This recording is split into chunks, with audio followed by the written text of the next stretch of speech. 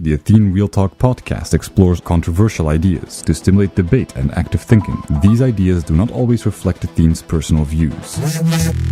Welcome to the Athene Real Talk Podcast. He has been called the best gamer in the world, hands down. World-famous gamer and philanthropist Athene. Gaming for Good, it's called, has raised more than $20 million. Using his notoriety to raise money for charity. On activism, science, culture, and self-development. Proud to have him in the studio today. I would not want to take you on in a video game. Are you okay with exploiting the weakness with the humans? Yeah, I'm completely fine with that. I'm really a Machiavellist. The end justifies the means, except this is only true when the end is properly defined. And funnily enough, everybody goes through life with the end justifies the means. Some people say that's not true. I don't do that. Your end is just differently calibrated than mine. And everybody has their own end and doesn't want to truly admit that. But there's always a goal that you do things towards, whether the end is your moral compass or your family or whatever.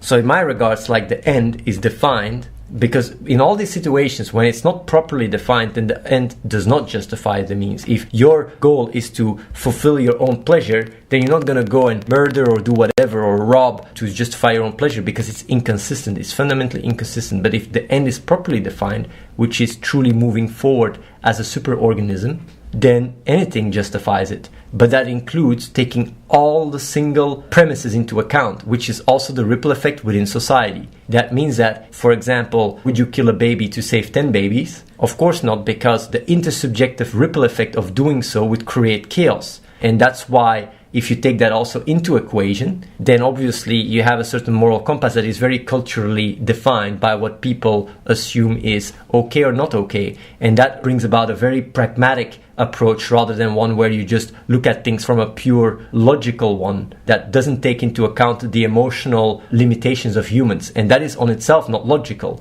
So basically, when people say, oh, you're a robot or this or that or whatever, like, truly acting based on logic requires you also to take into account the emotional consequences and ripple effects on people that are less logical. That is the logical thing to do, right? So basically, when it comes down to the end justifies the means, it's always looking at reality. What is the actions that leads to the best results? And that includes the limitations of people. And that's why sometimes people call me an utilitarian. But I'm not a utilitarian, because a utilitarian merely looks at reality without taking into account the consequences of the steps you take. It's more one-dimensional. Utilitarian thinks things very one-dimensional, while truly looking at the end justifies the means and at reality takes into account the limitations of people. And that's why certain moral, ethical questions that are given are answered different by me than a utilitarian. If a utilitarian would have to answer the question, would you kill a baby to save 10? He would say yes. If you ask me, I would say no fucking way, because that ripples towards people, creates chaos, and that is less functional outcome than one where you would kill a baby to save 10. And it's just like, when you look at it and you always take the limitations of people as part of the premise, you can actually come with a logical approach that provides for morals and ethics without having religion or whatever in the equation. The only thing you got to look at is the actual consequences of your actions, the results, pure, detached and unbiased. And by doing so, what you get is a very effective flow. Fiddlesticks Hype says, Athene, why do we resist things that we know are good for our well-being while craving things that are detrimental to our well-being? I will actually give you a really good answer to that question. Everything is depending on your awareness. And your awareness basically defines the time interval that you experience within the moment. If you're a more impulsive guy, right, then basically the time interval of what you are, what you experience is very momentary. It's just now. You just experience right now. So obviously right now, as our brain and our neural activity, what it craves for is the path of least resistance, just like entropy.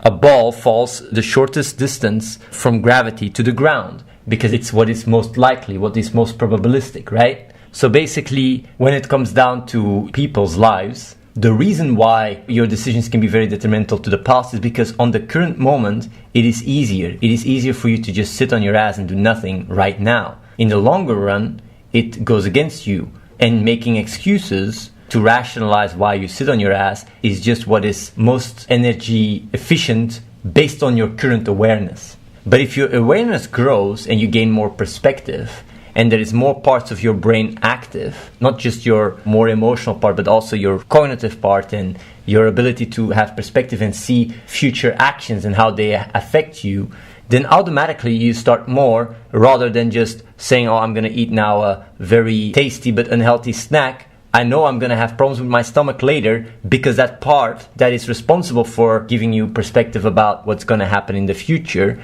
is part of your awareness. Your awareness expands, and as a result, the path of least resistance is to not eat the pizza or whatever, not because you are a better person, to put it that way, but just because your awareness is bigger, it's higher. And that's why increasing your awareness is so beneficial, because it allows you to be more patient, to make more conscious decisions, to be more overall consistent. Can you talk about IT engineering studies? Would you go study IT again if you were 17 today? Nah, man, IT is just a waste of my time. Like, the way I studied IT myself is I just went to university. It was just, I had to study way too much shit. I was like, fuck this shit. So I just did adult university, which is later in the night, and people are so much more relaxed, and you get the same freaking degree. So I just did that, and I almost did nothing for it. I literally almost did nothing, and I still have a degree. Degrees are really, it's an outdated system that only works for very specific jobs. But even then, I would not want to choose to be the rest of my life a doctor or whatever. I want to be able to grow and learn, and every day have new challenges and push myself to become better and better. And if I just settle for becoming a doctor or whatever, I just miss out on so much opportunities that would allow me to have so much more impact. I'd rather outsource it to other people. Let other people be doctors. Like, whatever that can be replaced by someone else, I shouldn't be doing it. I have someone else do it. And that's my mindset of having the maximum impact. You do what you do as long you cannot be replaced. If you just do a job that is replaceable, it has so little meaning and purpose. So I would always work on what is not replaceable and try to outsource what is replaceable. It's a very simple strategy. It's much more efficient, but that requires you to find like-minded people. Well, it depends, of course. If it's just simple tasks, you don't even need like-minded people. You can just pay them and done. But yeah, when it comes down to here in this environment, you cannot just pay people to do what people are doing here. You really need dedication and creativity. Do you guys know that the core group of Apple is a very small team? Same with Valve. It's a very small team. It's like sometimes we tend to think like, my God, you need a big company to do great things. It's not even true. You just need creative minds. The best doctor in the world is not replaceable. But what is the best doctor in the world? The best doctor in the world is Watson. It's an AI. So yes, you are replaceable with a machine. There's actually articles and studies about it. You can go read up on it. And you might argue with it and get annoyed or triggered, but you gotta accept that. Machine learning that takes all the records of all the people on the planet will be much better than any doctor on the planet. And they're even moving towards it. There is even trials in hospital universities in the US where they're using it. You can come to me and say like, hey, the best doctor is not replaceable. It's actually replaceable by a robot. Clash of Streamers is replaceable. OFX. The thing is, now you're not talking about what a person does. You're talking about the product. Like making $1 billion or a few $1 billion and reaching a lot of audience to allow us to do other projects where we implement universal basic income and such. You could say it is maybe replaceable, but I wouldn't know with what. I think it's one of our best shots to have people here learn how to code, to gain relevance, to reach a big audience, and to make a lot of money and do good at the same time. Like Clash of Streamers is not a goal, it's just a tool. As a human being, when I talk about being replaceable or not, I'm talking about as a person yourself. People here that are working on the game, right? If they're not working on the game, nobody's gonna do it. So the extent to which you're replaceable is always relative to the reference frame. If you are at home and you gotta cook and you gotta clean to keep your house clean and bring food on the table, then you're not replaceable, because if you don't do it, nobody else will. So taking care of your kids, it's hard to replace that properly. So yeah, like it's not like from a grandiose, universal, detached framework that you have to look whether you're replaceable or not. It's always relative to yourself. So if you're able to find a better job to make more money so you can, for example, hire a cleaning woman, for example, or a cleaning guy, then basically at that point you can replace the act of you taking care of the cleaning. But up till that point you cannot. So it's very relative. If you grow up in 200 years ago and there is no internet and everything, you might just be a blacksmith and that's it. Because if you're not doing it, you got to teach it to someone else. But even then, if you teach it to someone else and you're not there, what do? Maybe try to become the king's blacksmith, work your way up. But today it's much easier to be replaceable than it was 200 years ago, which is really nice. I really like to be replaceable. It's a really good thing. Some people might feel triggered or whatever, but I think replaceability means longevity, means progress. I want to be able to bring about all my knowledge and insight to other people for them to be even better than me, because that means I don't carry that responsibility. As long as you're not replaceable, you carry this responsibility of doing what you're doing. But the moment you're replaceable, you can give the responsibilities to someone else and go on and do something else that it doesn't make you replaceable. And a lot of people love to just stay in their own little bubble and just do nothing, while they are able and capable with this knowledge to really put themselves in a position where they really are irreplaceable, and you just keep climbing up. That's literally what I do. It's the most effective thing you can do. That's also why I said also in the past, intelligence has more to do with emotional intelligence than cognitive intelligence, because the mere act of being able to inspire other people to do what you would be doing enables you to have a much more ripple effect, even in a simulation, if you would simulate it, than if you would just be a very cognitive smart guy working behind your PC isolated. We are a social species, and being able to connect with other people is a much stronger token of intelligence than just being cognitively quite capable. And that is why I'm achieving so much. It's not so much because of my cognitive abilities, because I wouldn't even say I'm that smart. It's more because of my emotional intelligence. I am really very good at reading people and persuading them and putting things into words so that it resonates with them, so they grow within the direction that is more aligned with reality, which then brings about a framework that is much more contributing to society than one where I would just be isolated and work on my own whatever project. That's something a lot of people sometimes forget about. The way I would define intelligence is really the extent to which you can mold reality to suit your own progression. And when I say own progression, I'm not talking about myself, but I'm talking about the species, the superorganism, to move forward and overcome obstacles, but also being able to read and recognize patterns. But reading and recognizing patterns that allow you to align yourself better with reality is also something that you can outsource.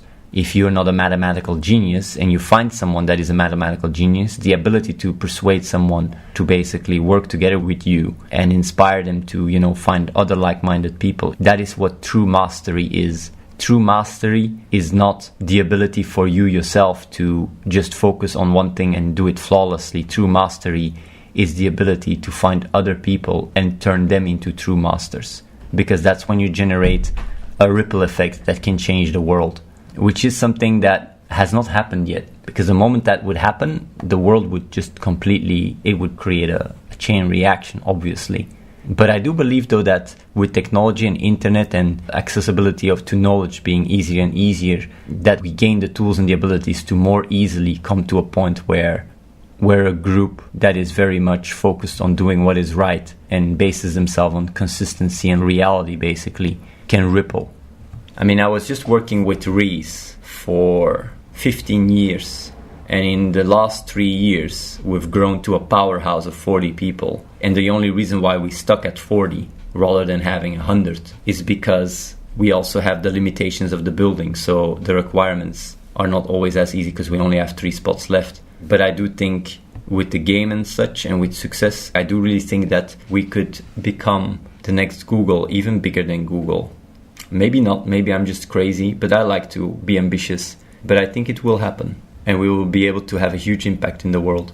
And it will just ripple. A lot of people that want to make an impact and such will really realize, wait, this organization is extremely no bullshit and very clean and pure. When I say clean and pure, I mean just like intent-wise. I'm not talking about some kind of holy whatever, cult power or whatever. Over-promise, under-deliver. What I love about it is, at the end of the day, it's reality that has the ultimate judgment. And I never let myself get down by people doubting me or whatever. I always try to learn from my failures and keep going. Because there's so many people, even when I say these things, that just get a gut reaction of negativity. And then when things succeed, you just come and you want to be part of it. And the problem is that this mindset, right, where you constantly have this negative attitude around everything. And I don't even blame you. I don't even blame you for thinking that way. It's because you grow up and that's how your entire environment and how social conditioning works. You always, have this constant flow of expectations from other people. So you just start thinking like that and you become very pessimistic and grim. But I can tell you that mindset leads to nothing. Like having this negative mindset and not being ambitious or allowing yourself to be ambitious, that is the real grave you're digging yourself into. I mean, at least I have something to live for, something to aim for, something to work towards. And maybe it will work, maybe it won't work, but by keep trying and keep going, I actually do something with my life. And I know a lot of people can be very negative and very like Athene this, Athene that, and just be in this constant destructive mindset, but it leads to nothing. It's just a reflection of your own inner sadness. And that's something, if you confront yourself with it, rather than just channeling it by looking at others and just being this negative person, you can actually crawl out of this hole of emptiness. So yeah, like when people are negative in the chat or whatever, like I said I was going to fix an exchange in less than 2 weeks, and we did. People said I was crazy, and we made it. Same with the game. People said like, oh, Athene, how are you going to make a game with people that never learned to code, lol. And now when people see it, actually people that are more into the industry, right? Because people on the Twitch chat, most of you don't have so much experience when it comes down to games. People that are competent when it comes down to coding and developing games, they are fucking impressed like crazy. It's like, how the fuck do they pull that off in such a small time? And that's the thing, like, I don't let haters define what I can and can't do. I let reality define that. And that's a very good lesson that you can learn from. Because if you let yourself be defined what you can and can't do by what other people think, you will never get anywhere. Because people's thoughts is merely a ripple effect. It is the wave that comes out of the current status quo. And the status quo is you haven't achieved shit. So obviously they will just preach that. So if you let yourself get influenced and defined by the wave that comes out of the status quo, you get trapped into the status quo. So what you got to do is start looking at reality and understanding it and taking it into your own hands and defining it, directing it. And even if you have failure, you try again. And at one point, reality will be working out because that's how it is. I mean, it's just probabilities. And then you will see other people start following you. And you start also realizing how empty it is and how worthless it is. People's opinions and what people say, I mean, like, I was a nobody. And then when I started playing WoW again, I get so much messages. People want to be part of Athene because Athene is back. I don't know if you understand that. That's just how it works. It's not so much like, oh yeah, the opinion of other people is actually something that is mattering. And yet so many people live for what other people think of them. It's empty. It's worthless. It's truly empty. The validation of other people, okay, maybe that was very practical in tribal mechanics like 1,000 years ago, but nowadays, man, whether people think you're a cool guy or not, it doesn't fucking matter. It doesn't do so much.